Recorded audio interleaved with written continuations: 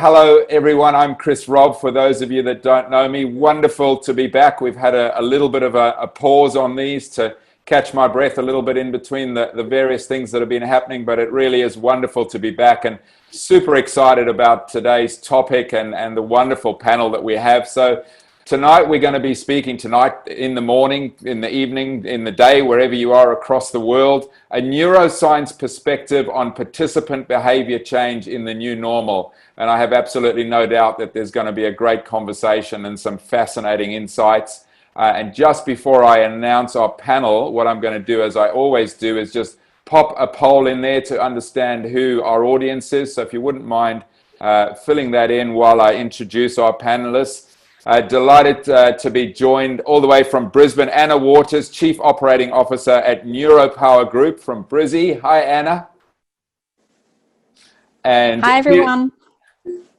Peter Burow, Founding Partner at NeuroPower Group, also from Brisbane. Hi, Peter. Thanks for joining us. Hey, good to see you all. Great to see you. And Kristy Castleton, normally joining us out of Singapore, the founder of Rebel and Soul, but today in the Welsh countryside with herself in a beautiful home and probably a couple of sheep outside in the green grass. Great to see you, Kristy. You too. Hello from the valleys. Wonderful. So just a quick bit of housekeeping as always. If you wouldn't mind, stay on mute. I've got both the question and the chat box up, so please pop in your questions in those as we go through. There'll be a couple of questions we might be asking of you as we go through it. And I'm just going to pop the results of the poll in here as expected, mostly from the mass participation industry, but I'll share those for everyone to see.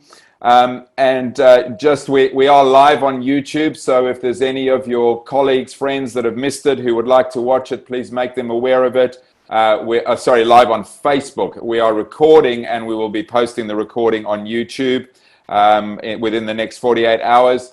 And just a couple of other quick initiatives. The MPW Online Summit, which I've been speaking about for a while, is now confirmed for the 14th of October. We'll be releasing details of that and registration opening on the 14th of September, but mark your diaries. We'll be running it in 2 sessions. We'll do a morning Singapore time to capture American market and so on, and then an afternoon Singapore time to capture other markets. The aid station, after a bit of a pause, we're back. Had a wonderful interview yesterday with Janet, who heads up Xterra out of Hawaii, and tomorrow have a wonderful interview out of Taiwan. So look out for those. The webinars now, as a result of feedback from participants and people that were joining in, are now going to be fortnightly, and the next one will be on the 17th of September. The power of purpose-driven events in the new normal. We'll be joined by Keith Williams, the COO and CMO of Fundraising, Brian Lively, the founder of ACL Square Consulting out of the US, and Nicole Jury, the Director of Development at Boston Athletic Association, with the Boston Marathon having a massive program around purpose-driven events and raising funds and so on. As always, please send your questions to me if there's anything that I can help with. If you're missing the information, excuse me, just grab a quick sip of water. If there's anything I can help you with, chris@chrisrob.asia, and follow me on LinkedIn or Facebook to get the announcements of things that are happening. Today we're going to focus on 3 main key areas. We're going to start off with Anna sharing a framework for us, the EAST framework. Kristy is going to share with us another framework, the Involve framework, which Rebel and Soul work with. And one of the key areas we're going to focus on in amongst all that is going to be the opportunity around key co-creation here. I think there's quite this whole sense of compliance. We'll tell people what to do. We'll expect them to, of just kind of like coming along and following what they're told to do. And we're going to get some really great neuroscience perspectives from the team on that, and particularly Peter around that, and lots of other things. The opportunity to redefine events, the fact that we have a blank piece of paper here. What does it mean for different cultures, how people respond in different cities? and the opportunity to learn some kind of neuroscience perspectives behind that. So why don't we, and then at the end of that, we're going to come back, we'll summarize, we'll take questions on the way through and at the end, and obviously welcome those all the way through. We've allocated an hour. We've now got 53 minutes, so why don't we jump straight into it and ask Anna to kick off with sharing some of the details of the EAST framework for us, please.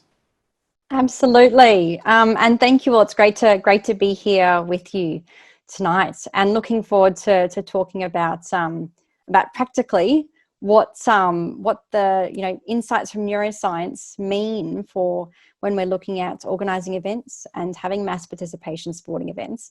But to kick it off, we know that these events have a massive impact on people's physical, emotional, and social well-being.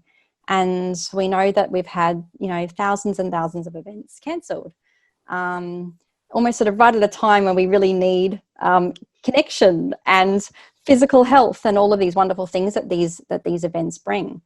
And so to sort of support as you're looking at hosting events and supporting events or being part of the industry, really understanding how we're going to be creating these events in a COVID world is part of the big conversation tonight that we're all looking forward to.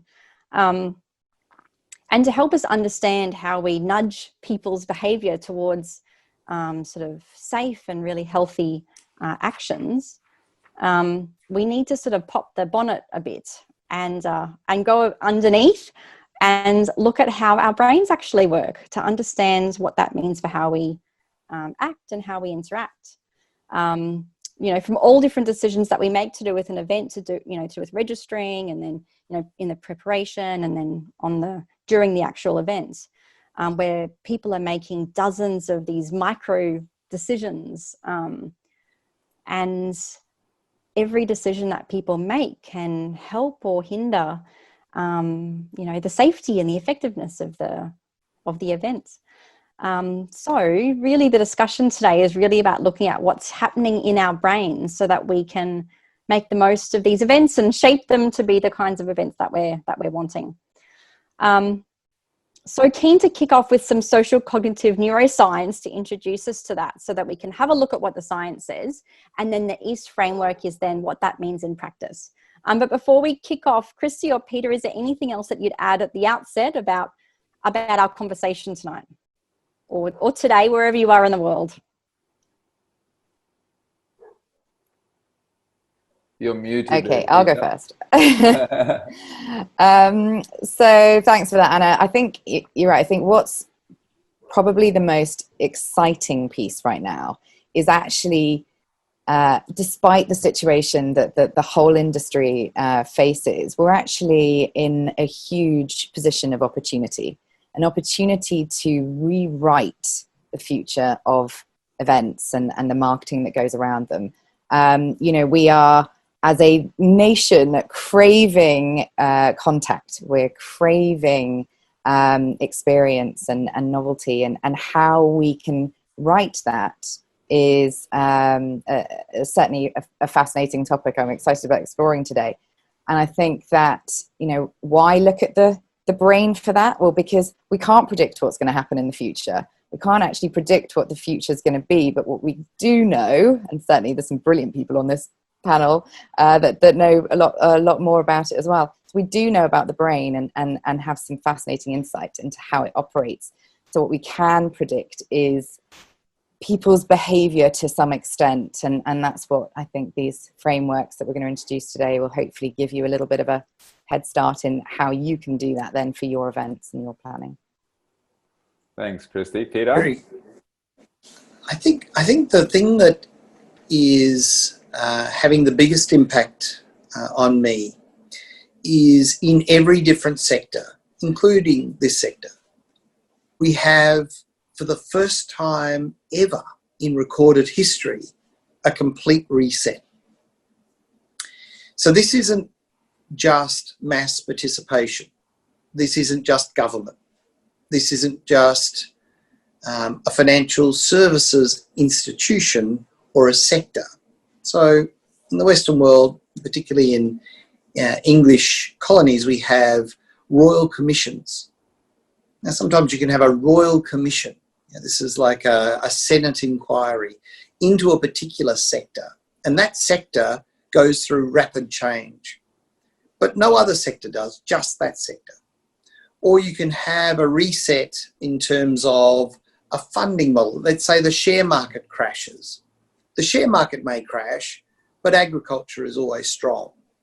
Or perhaps you have an event, a terrible cyclone or a tornado or a flood, and Louisiana or Brisbane, or we have a meltdown in a particular town, and it impacts that little area.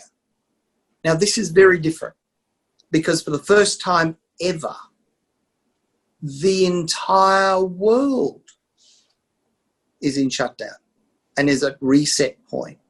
So the reason this is relevant is that this is like a contemporary version of the Ice Age.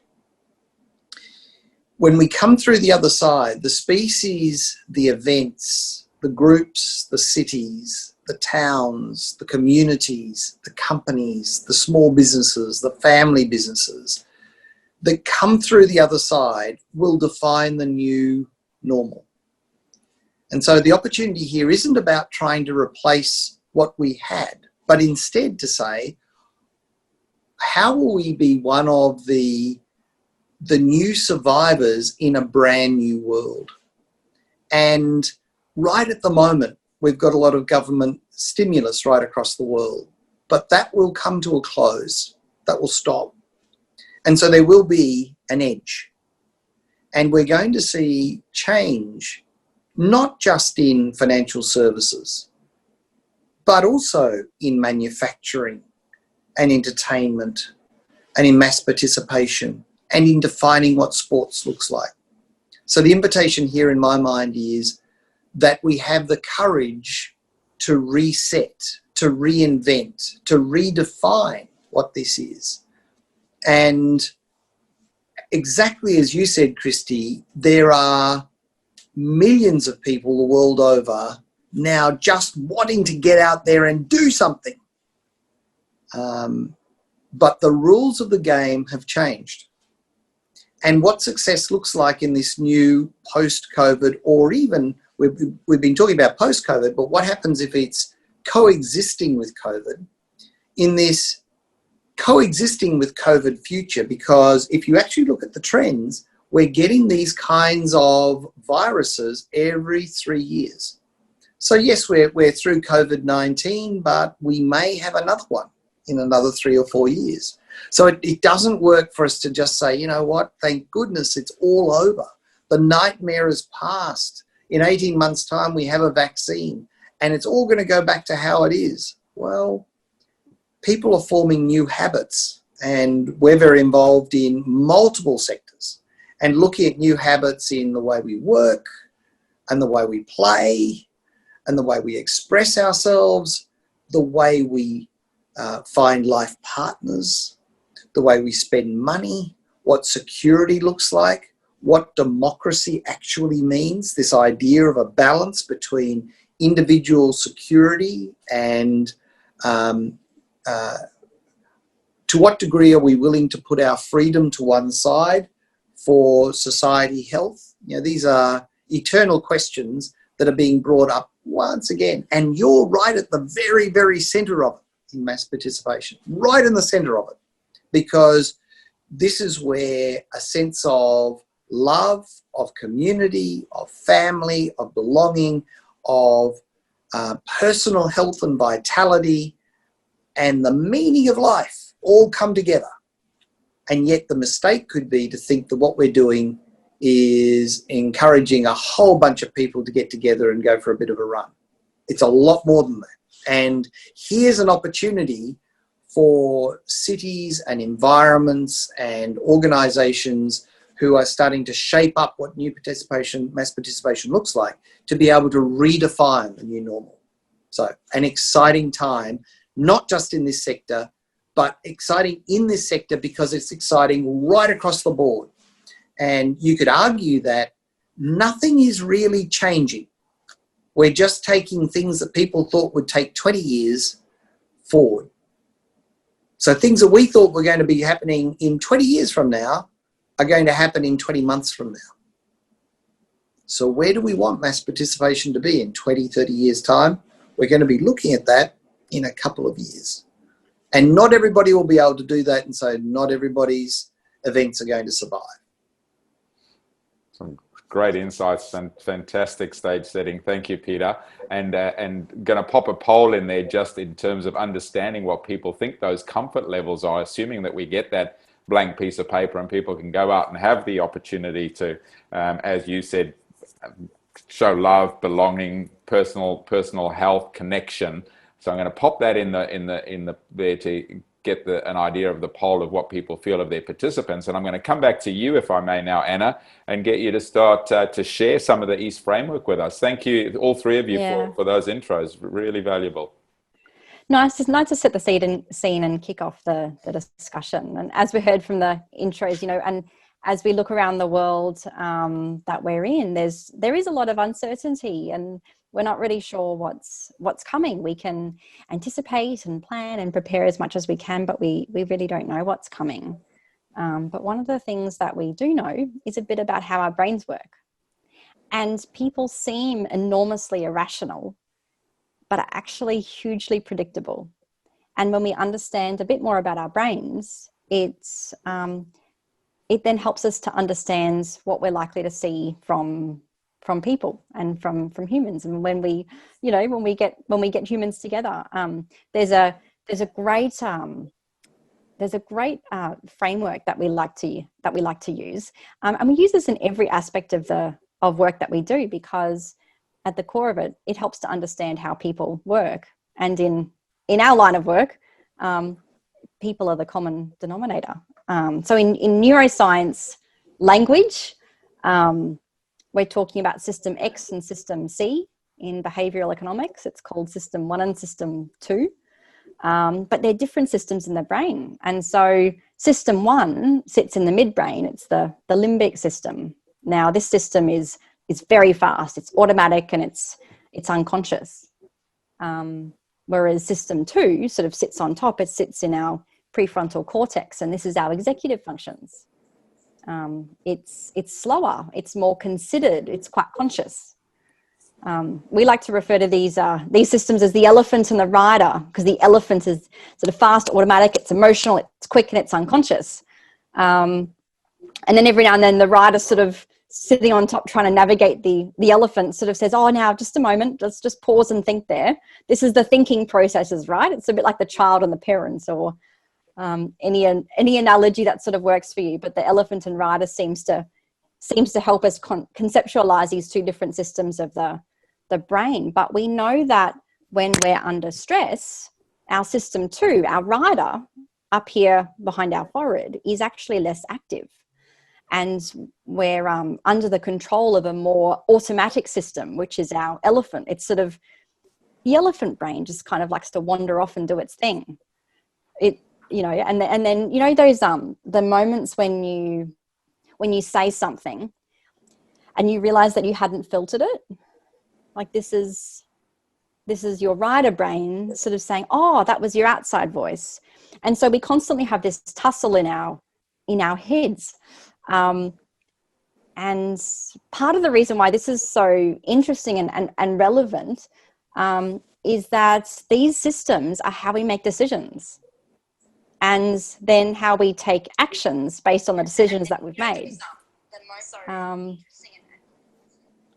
So I was just getting a little bit of feedback. But we have this tussle between these systems, which is quite interesting. We've actually seen it. We've seen it a few times, many times during the last few months. But there's been a few public officials. I'm not sure if you've seen the rounds on YouTube, but there was an executive director at the World Health Organization, and there was also a chief health officer in California who were asking people from a podium not to touch their face while they were touching their face. I think one of them even licked their finger to turn the page whilst asking people not to touch their face. The Dutch Prime Minister was asking people not to shake hands right at the Dutch Prime Minister was asking people not to shake hands right at the and then finished and then turned and shook hands with the person next to him. Like these are bright people. These are very well-intentioned people, but their elephant brains were running the show. They were, it was automatic, right? Like you shake your hand when you finish the speech, even though the whole speech was about not shaking hands. And so the point of this is when we're talking about how we make decisions and take action based on it, we feel like we're talking to the writer brain and we're wanting the writer brain to engage. And so it's cognitive and it appeals to people's best side. And it's like, well, it's rational. Well, it just makes sense to do these things. But what we need to understand is that the elephant is responsible for 90% of our behavior. So our elephant brain is taking action, not our writer brain. And so we need to take that into consideration and just sort of respect and acknowledge the power of the elephants. And interestingly, like we do this adulting thing where we don't say the first thing that comes to our minds most of the time, which is very, very helpful for staying employed and staying in relationships. So we try and manage the elephant as much as possible in our day-to-day. But the thing is, when we get tired, when we're hungry, when we're stressed, it's a bit harder to wrangle it. And sometimes the elephant just sort of bucks the rider off and charges off. And so when it comes, even thinking about people running marathons, at the end of running a marathon, when they're absolutely exhausted, it's likely that you're going to see more habitual behavior. So it's things like that that's just going to be important to take into consideration. Now, what that means in practice is that there's a very simple framework developed by the Behavioural Insights team in the British government called EAST. And it's really helpful because as we look at this field of behavioural economics, where this EAST framework came from, it's about nudging the elephants, nudging behaviour towards something that you're wanting people to move towards. It's a bit like peanuts. So you're trying to guide the elephant, right? So you got to know which peanuts and where to put them to guide the elephants towards a particular type of behavior. So the EAST framework is all about how to lay the peanuts so that you can get people, heading in the right direction. So EAST is an acronym. The E stands for making it easy. We want to make it easy for people to do the right thing, the desired thing.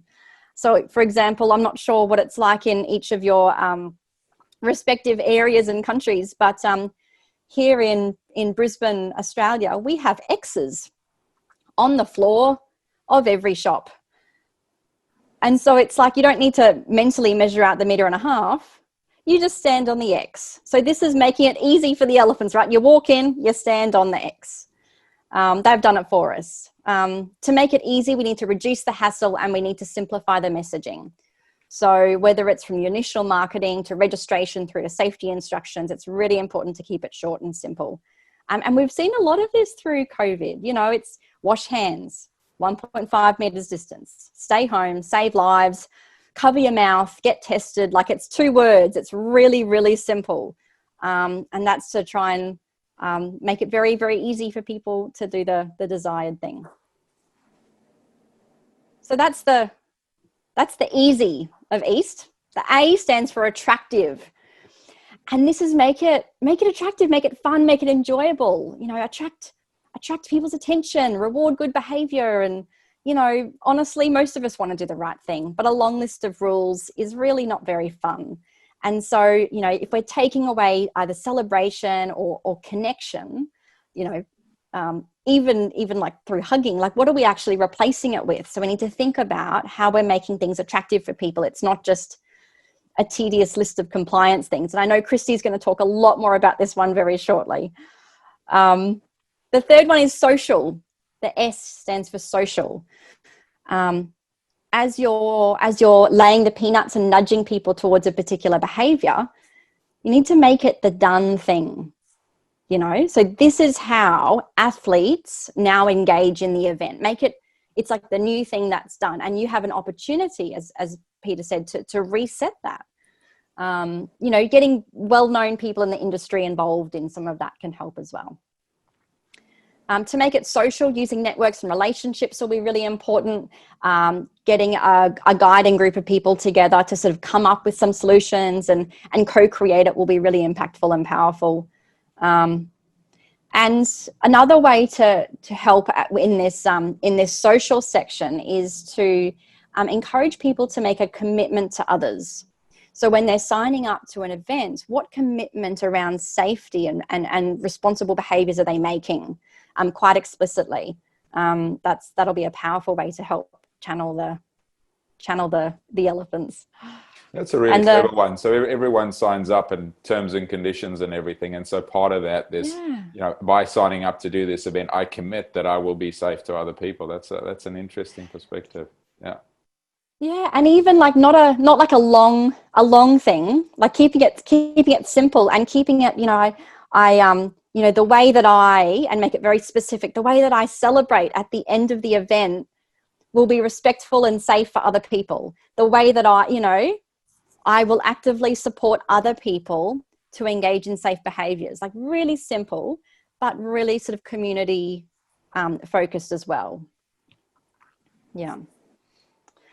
And the T stands for timely, and this is about prompting people when they're most likely to be really receptive and open to that sort of the information that you're wanting to communicate. If you're, for example, if you're looking at messaging around a water station, by the time people get to the water station, the elephants will be taking charge, right? Because they're thirsty and they're tired. So if they get to the water station and then you've got the signs, the elephant will be in there and the 1.5 meters might be out the window. But if you're framing it 50, 100 meters back, so it's in their brain, they can prepare for it.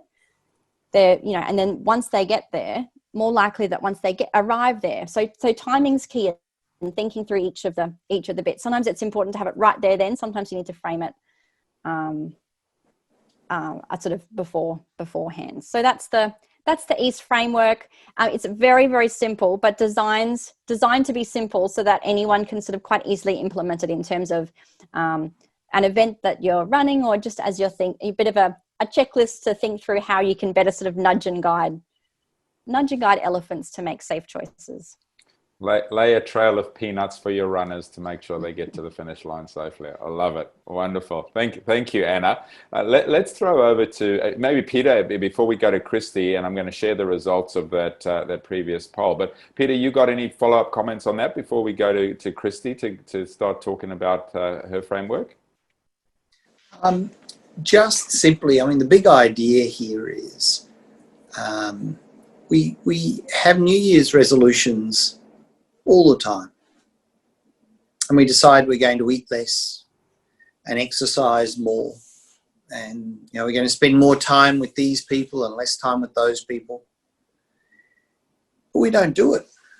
And so the big question really is, why, with the best intentions of the world don't we do what it is that we decide we're going to do? And the answer is because, exactly as Anna has talked about, inside us we have this tension. We've got this part of us, the rider, that says, this is what I'd like to do. I'd like to go on a fun run. I'd like to be involved in this. I'd like to be fitter. I'd like to spend more time with friends. I'd like to drink less. I'd like to go to the gym more. These are all very rational, sensible, rider-based ideas. But the elephant likes to drink, and the elephant likes to eat sugar, and the elephant likes to sleep in and watch TV. And the elephant has not a lot of interest in pain. So the biggest issue here is that if you construct, and governments make this mistake often, and this is something in the Australian environment. Unions don't make this error, but employers do. The employer appeals to the rider. The union appeals to the elephant. Governments, in trying to change eating patterns, they try and appeal to the rider, but the soft drink manufacturers and the sweets sector in the beverage and the fast-moving consumer goods, they all, good advertising is good because it changes behaviour, and it changes behaviour because it appeals to the elephant. So everything that Anna is saying, and that Kristy will take you through as well, is all about saying just because it's sensible doesn't mean people will do it.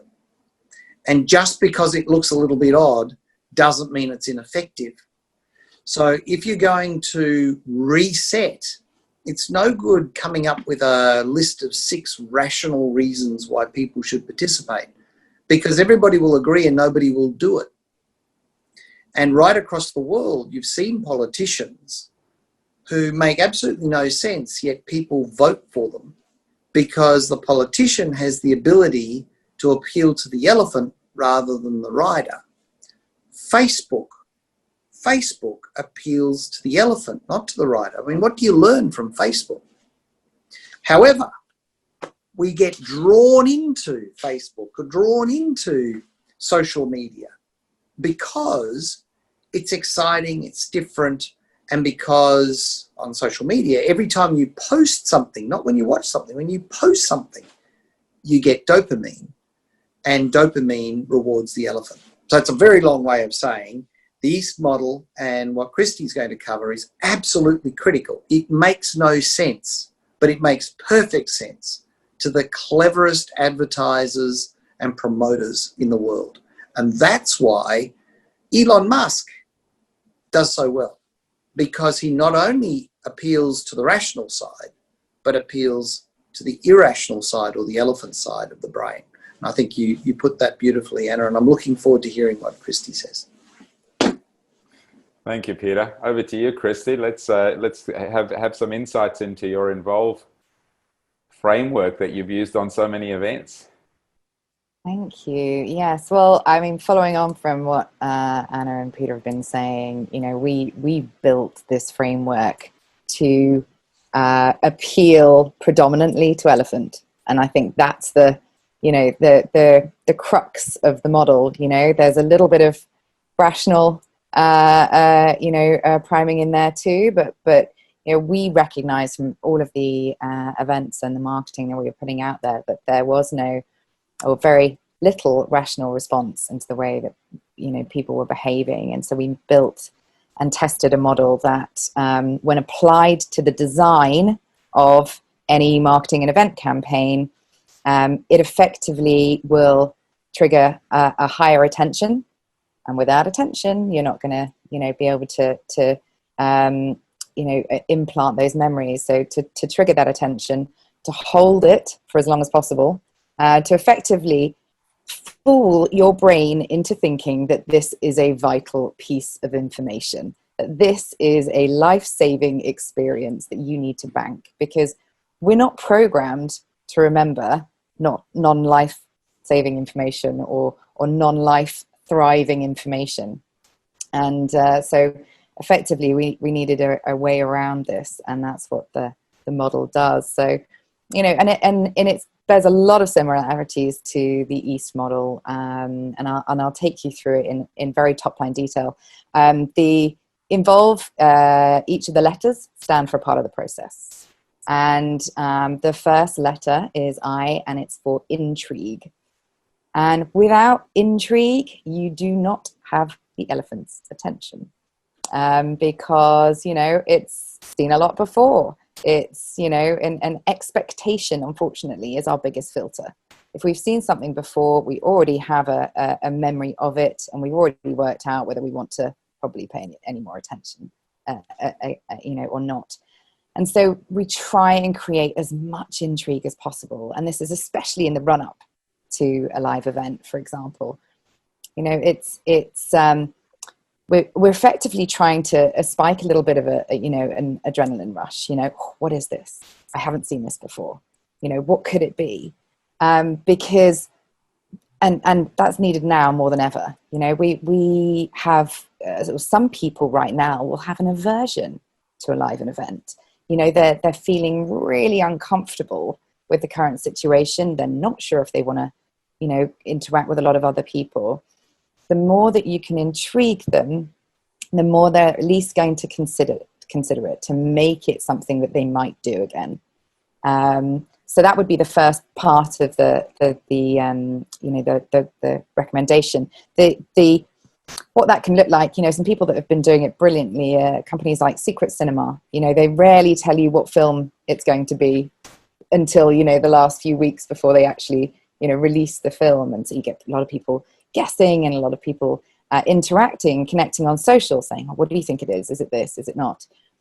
And that's brilliant. It helps build up that intrigue. And so you almost, that the community is then doing the work for you because they're all guessing.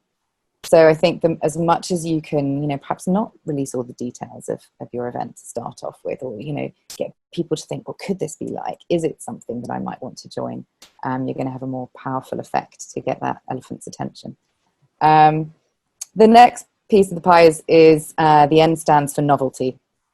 And again, going back to that, if we've seen it before, we're not necessarily going to pay it much attention. So we always try and create new, and it's never more important than now to create new. We've got this opportunity to literally rewrite the future of events, and we're also, we're in this position, until now, until pre-COVID, we've all been in this incredibly privileged position of thriving, or a lot of us have, especially those in the live events industry, with the experiences that we're able to put on or attend. They're incredibly rich face-to-face experiences with community, etc.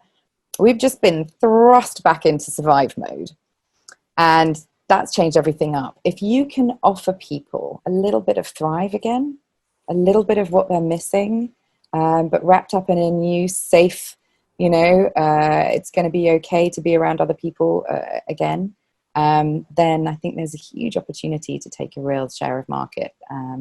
Because it's what they're craving right now. So, but yes, novelty would be one, and that could be new. That could also be nostalgia. Something that we have a lot of memories of. Remind them of the time when. It can also be a really powerful way to go. The V stands for vivid, and that's not just about getting their attention with bright, shiny things, but this is where we really focus in on the power of visualization. And I think this could be huge for the live events industry, and especially mass participation going forward, because if you can use words like imagine, imagine running across that finish line and the feelings it's going to evoke, it's as good as them being there and actually having that experience. There's some brilliant studies out there that talk about the power of visualization and the tangible, the physical effect it can have. There was a brilliant study by, I think it was the University of Ohio, don't quote me on this, the detail, but it was a study whereby they took a number of participants and asked them to exercise for, say, 10 minutes a day for 5-6 days a week over a period of a month. And then they took a second group and asked them to think about exercising for the same period of time and the same number of days per week over that month period. And obviously there was a control group that did nothing. But what was fascinating was that the group that were solely asked to visualize exercising, they actually increased their muscle, I think it was either mass or capability, by something like 35%, just by thinking about it. It just shows the power that we have, and and how important visualization can be. So any opportunity where you can drive attendance of participants by getting them to imagine that incredible moment of winning or taking part, and then the same of being there, give people that sort of hope of that sense of community again and gathering. I think that would be a great opportunity. The next point is O for organized. I think Anna talked about this, you know, give it to them in a really easy way, give them the messaging, but in a format in which they can lap it up easily. Don't give them too much information because they won't be able to understand it all, and too much information is overload and they'll tend to run a mile from that. So, you know, keeping all that messaging super simple. Next point is L for lively. So this is a piece where, you know, I think we've seen it with the power of video and the live format, but, you know, movement is far more impactful than static. You know, we still operate in a caveman way. If we see movement, we prioritize it over the static because it could be life-threatening. And so the best way to get people's attention is by giving them lots of moving things that they perhaps need to focus on more, need to pay more attention to. So that can be really powerful from a marketing and a message dissemination perspective. And from a sensory perspective as well, like, you know, not just from watching, but doing, which is, of course, the power of live events. You know, there's more senses involved when you're physically moving. Things like, you know, the proprioception and kinesthesia and things, and the more senses, the more you know, likely we are to forge a memory, and it's a more powerful memory. The last V stands for variety. We are all so different. You know, we all have incredibly different memories, incredibly different perceptions. You know, we come from different cultures. So I think this is a point, just not to create one experience, but, you know, consider the different types of people that are going to be attending your event, and try and give them multiple experiences, because what makes one person comfortable does not make the next person comfortable, or what attracts someone's attention is not always what it's going to attract the next person's attention. So we always try and create as much variety as possible to make sure we've got the most, you know, that we've maximized engagement by the most people. And then the final one, which is perhaps the most important, is that, you know, we don't make memories unless there's an emotion involved. And so, you know, it's super key to drive that up, you know, drive up that emotion as much as possible. And, you know, senses are one way of doing this. And obviously the more senses that you can use at a live event, the better. You know, smell, it's so powerful. Or even just the thought of smell. Actually, we did an online campaign with Robb for the F1, and just that a suggestion of the smell of burning rubber of the tires was used for a social campaign. And you know, so it doesn't always have to be the actual. And then, of course, one of those perhaps the most important senses in the emotion space, especially for live events, is touch. You know, that oxytocin that gets released, you know, around all this bonding that happens at a live event, and the amazing you know, neurotransmitters all going crazy at the finish line.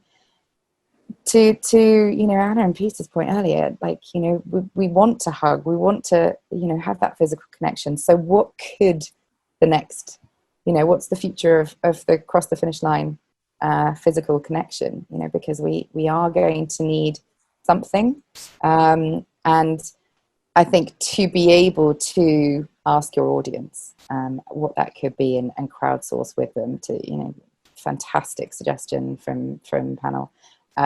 That's exactly, you know, the way it should go. There was a brilliant campaign done by Smirnoff many years ago called You Are the Night, and they crowdsourced what people wanted from their next night out, and then they gave it to them. And it was super successful, and I've created it a lot since, and I don't think there's enough done in the crowdsource space.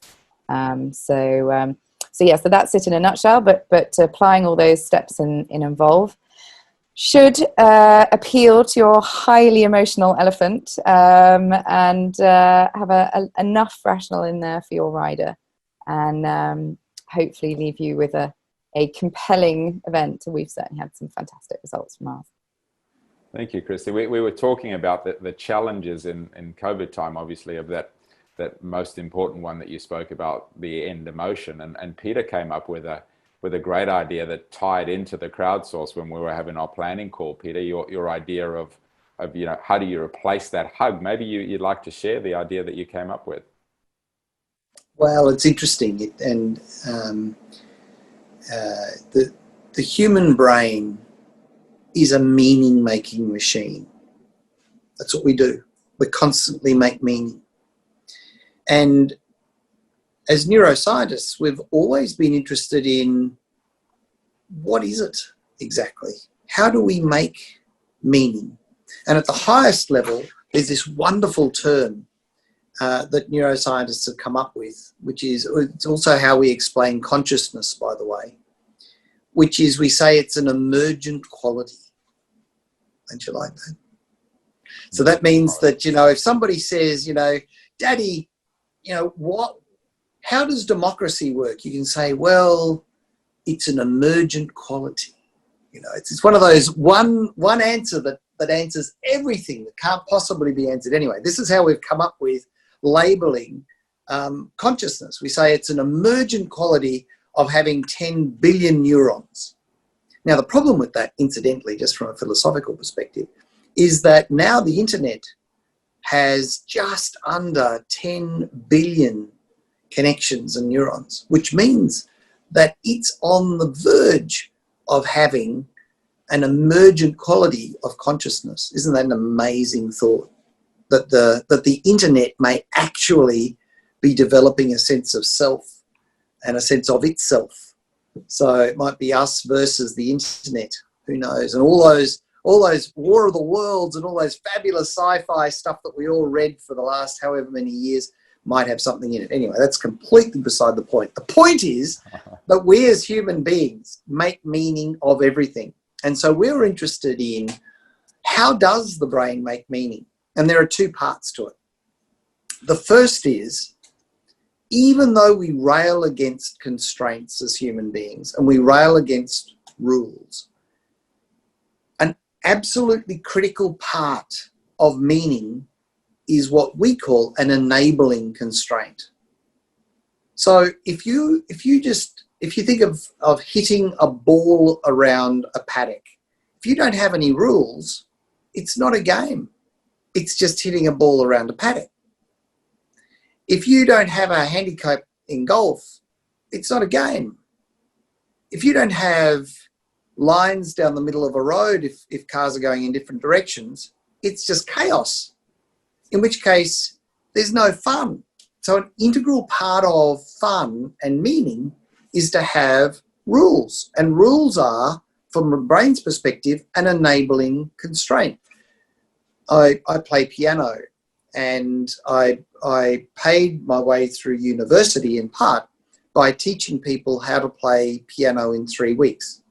They couldn't actually play piano, they could play one tune, but it was a great thing. You get a med student who could go home, and before they left home, they couldn't play the piano, and then they'd sit down and they'd be able to play 3 bars of something. That's all they could play. Anyway, point being, often I'd end up with these very successful people that wanted to play the piano, but they didn't want to actually follow anything disciplined like music. They just wanted to put chaos on the keys. And of course, it just sounds rubbish. And this is life. Life, the brain needs an enabling constraint.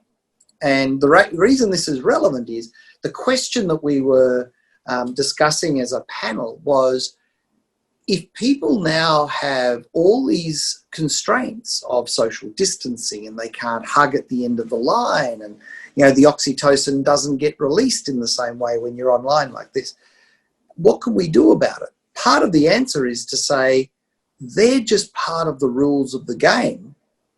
So as a winner, if you're in a team and you're competing, you need to follow these enabling constraints, which are the rules of the game. But the crowdsourcing part that Kristy said is absolutely right. How can they then work with those enabling constraints and still get the oxytocin? So, Lady Gaga's come up with that pure glass. It looks like a fish tank that sits on one of those bowls, fish bowls that sits on her face. It looks very glamorous, of course. Everything that she wears does. But there could be new designs of outfits that people could wear. There could be new ways of hugging that people come up with.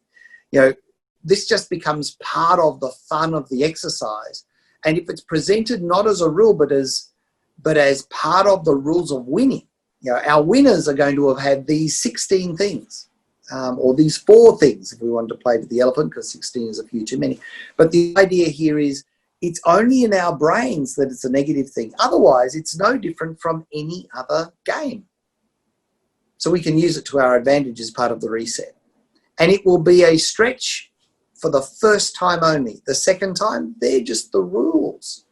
They're just the rules. When you're a child and you discover Scrabble, and you discover Scrabble, you discover any game, whether it's a board game or any other game, and you discover there are rules, it's a great imposition. But the moment you know the rules, it's no longer an imposition, because our brains are designed to make meaning from 2 things: enabling constraints, the rules, and how you have fun within the rules.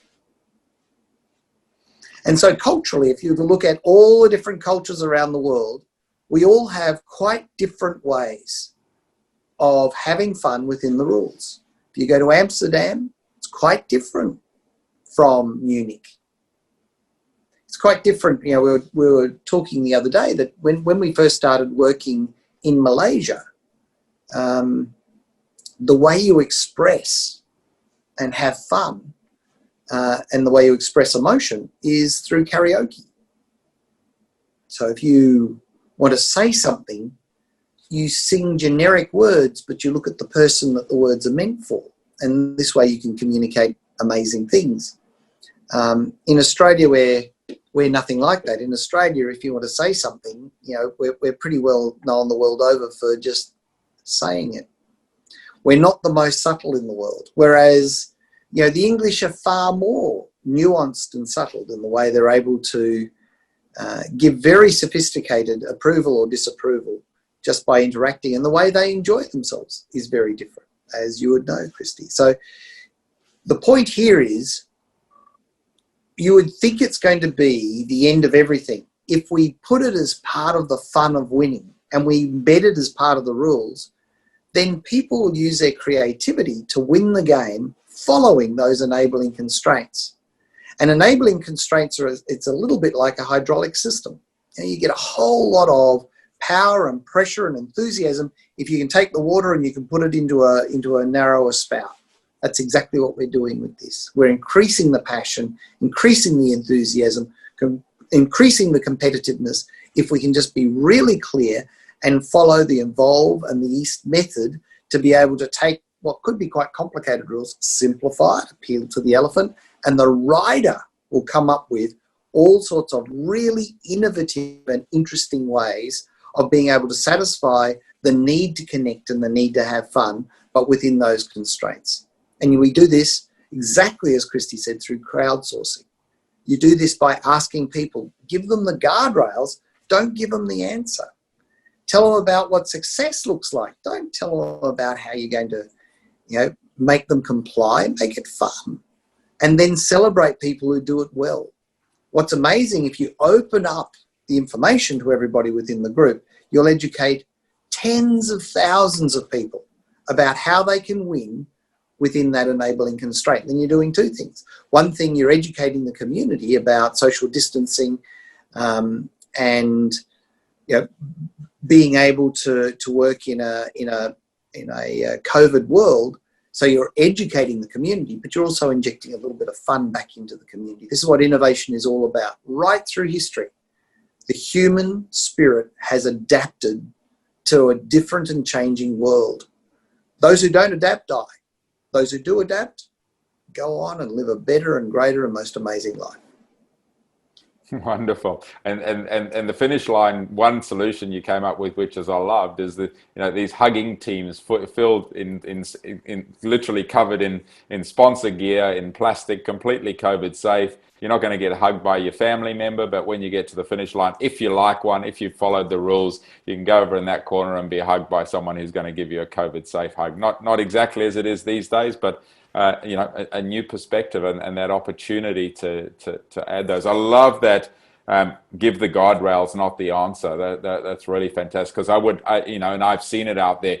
everyone's being prescriptive. Events are saying, if you sign up, you do this, you do this, you do this, as opposed to, these are what we need to do. How might you be able to do that? I'd love to, I'm just going to throw around and give a quick final summary, but in between that, I'd love if people wouldn't mind in the chat to do two things for us. One is to let us know what they see as the biggest opportunity in the next 18 months, and two, what their biggest takeaway is. We've got about 5 minutes to wrap up, and we're always conscious of trying to finish on time, but love to hear your thoughts in terms of what you think the biggest opportunity is, and maybe this has triggered something, and what the key takeaway for you has been out of this, just in the chat or the Q&A. And then, sorry, Peter, I cut you off there. I'd love you to finish what you were going to say and just give one final takeaway for people to, as a bit of a wrap up of everything we've been discussing. So this is a bit like the difference between a control fixed mindset and a growth mindset. Don't tell people what they can't do. People are well and truly sick the world over of hearing about what they can't do. What we want to tell people is what they can do. Our winners will have the following 6 things. Our winners have done this. And then when you do it, you showcase the winners and you say, that is amazing. We love your creativity. Isn't this terrific? And you might have some competitions before the major event so that you give people a bit of an idea that they can be creative about it. But the human condition is far more creative. We always think that we're going to solve these things through control. We solve these things through adaptation and innovation. So it's just a way of saying less of the rules, more about the winners. The winners are going to do these things. The winners are going to have these things. This is what success looks like.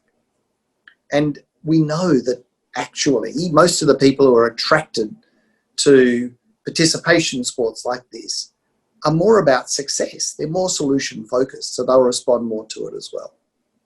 It's just that simple framing. Frame it in terms of what it takes to succeed, rather than come here and we're going to give you a good thrashing and it's going to be a thoroughly terrible event. Trust us. Which is what we implicitly say, right? Yeah, yeah. Thank you, in this Peter. terrible world, in this terrible post-COVID world, come along and have a terrible fun run. Of course, nobody turns up.